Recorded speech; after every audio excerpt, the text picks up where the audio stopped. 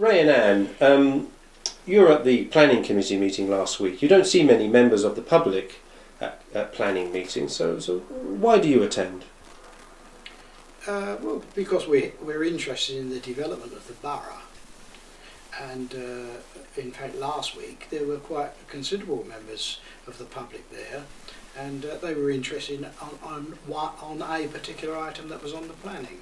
When there is a very contentious item on planning, there quite often is quite a number of people there, but for the mundane things, because we live local, we find it's quite easy to nip down to the council chamber and have a listen in, especially when you consider how many years I served on the planning committee, how we are residents of the borough, and we'd like to see how things are unfolding relating to planning matters. But let me get this straight, Anne. You've got elected members, probably very few of them with any qualifications in planning, and they, and certainly last Thursday, seem to be only dictating but sounding off, some might say, to professionals. Is that fair? I wouldn't agree sounding off is at all the right words to put in there, but you have to remember that those members of the planning committee are in fact our elected representatives. If planning was purely a matter of the professionals, then we wouldn't need a planning committee at all. And if they don't agree with the planners, they really have a duty to us to say so. And as far as Ray and I going to planning meetings, obviously we've got an interest in it. Ray was a member of the planning committee for 16 or 18 years, and I was on and off planning during my 20 years on the council. So we do have an understanding and we do have an interest. But most importantly, it's one of the few meetings of the council where members of the council are actually taking decisions. Most of the others are nodding through reports, etc. So we're keen. So would you say that if the essay question was democracy is alive and well and flourishing in Thurrock, what would be your answer? My answer would be, I'm sure Ray would agree with this, that since local government was, what's my word? Hijacked. There was local government reorganisation back in about 2000, and the purpose of that was to remove the influence of the democratic elected members to the benefit of professional officers, and not just professional officers. Some of them are just paid officials. If you're talking about planners, you're talking about professional people, but there are people that don't have a profession as such, but are paid officials, and very, very few of them actually live in this borough. And their interest in Thurrock is partly academic, it's partly to do a good job, because an awful lot of people do want to do a good job, but it's partly to dance to the tune of the government and produce the right statistics that the government want to have, whether we as residents or elected members really want that to happen. So looking at planning then, therefore, would you see the role, imposition, introduction of the Thurrock Thames Gateway Development Corporation is part of the problem or part of the solution? I wouldn't like to say in this particular situation that the country finds itself, and in fact the world finds itself in today, is that the Development Corporation is going to be a solution at all.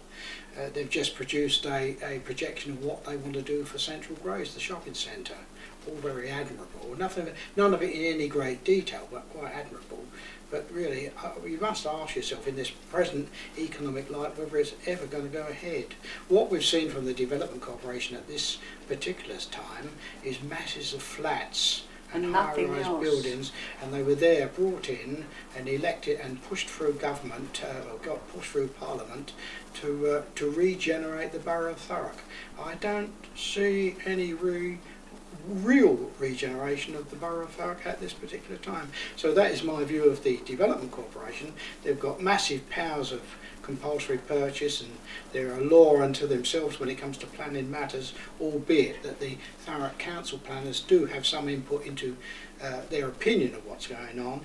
But we do retain a certain amount of local planning with the Thurrock Council, smaller applications like small amounts of houses and extensions, and I believe for that very reason the people ought to be represented, and the opinions about what goes on locally is that of the planning committee. And one has to remember the planning committee's the only committee left. There are no other committees. It's the only committee left under the local government reconstruction, which took part in the year 2000. And it isn't by chance that it's the only committee by law, because of the complexities of planning, and it is tied up with a lot of law, especially when you start talking about listed buildings and things like that. Some of the misdemeanors, if you own a listed building, if you fall foul of the planners, a lot of the punishments are custodial sentences for perpetrating listed building consent. So we have to have a planning committee. It's well worth going down there to watch and listen to see what goes on. It's very nice to see that the members, the elected members of the planning committee, are having a big input into what goes ahead, as opposed from the whim of a planning officer who does the written agenda item. Wouldn't you also agree that it's really, really comforting to see complete cross-party approach to this? There's no political divide. There shouldn't be with planning, but it's really good to see that. But if you can go back to the Development Corporation, there is no democracy with the Development Corporation. There is no one on the planning committee, with the exception of one gentleman whose name is Thomas, I think, isn't it? Graham Thomas or something. I don't even know him, but for some reason he's on the planning committee, but there is no one else on that committee representing Thurrock whatsoever. There are groups on there representing other people, but nothing at all to do with us. They have no connection with Thurrock. They came into the borough, spread a big map, everything that wasn't green they marked for building, and all they've built so far is flats, flats, flats, flats. We haven't seen any regeneration.